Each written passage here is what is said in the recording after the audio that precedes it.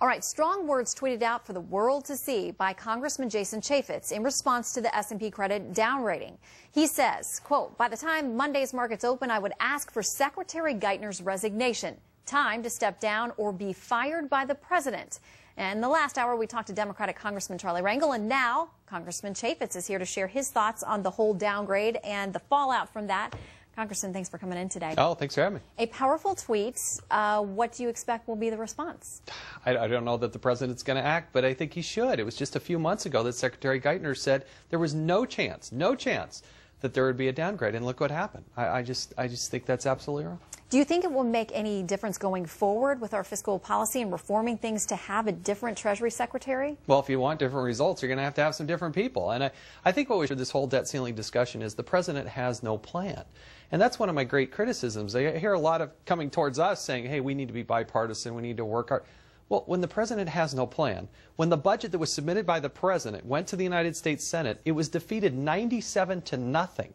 They literally didn't even get one Democratic vote for it. And yet I can look at the House Republicans and say, we passed the budget.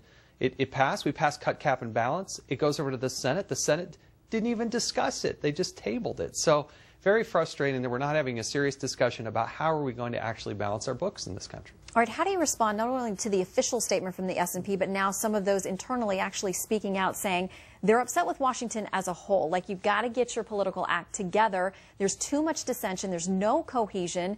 Based on what you just pointed out, I mean, what are the hopes for that changing moving forward? It is very frustrating. You know, I was the primary sponsor of cut, cap, and balance coming out of the House. And I remember that the Speaker and Leader Cantor announced that we were going to bring this up to the floor the following week.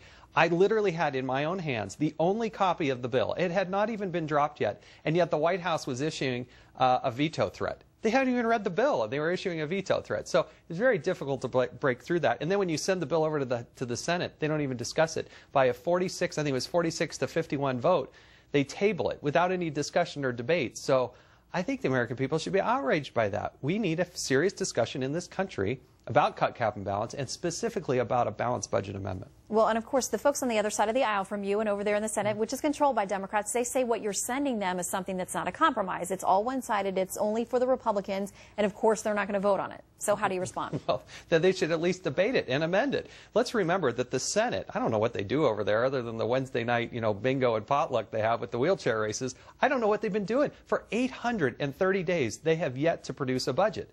House Republicans, we produced a budget. We produced cut, cap, and balance. We've been out there trying to be as compromising as we can. I mean, for a guy like me to vote to raise the debt ceiling, I don't want to do that. But I'm willing to come to the table and have that discussion. But to have a president with no plan, a Senate that won't produce a budget, when you send something over to them and they don't even discuss it, I think the record would reflect, without hyper-partisan goggles on, the record would reflect that we're trying to do the very best we can, but it's going to take two to tango. All right, very quickly, based on your criticism of the Senate, there's been a lot of talk that you may look at mounting a Republican primary challenge to current Utah Senator Orrin Hatch. Where are you in that process of consideration? No, I'm going to spend a little time with my family. I'm not trying to be coy about it. I am seriously considering it. I'm leaning towards it. I think once football season gets kicked off, then you'll see us make some sort of announcement one way or the other. All right. Get the helmets on and the pads, too. Congressman,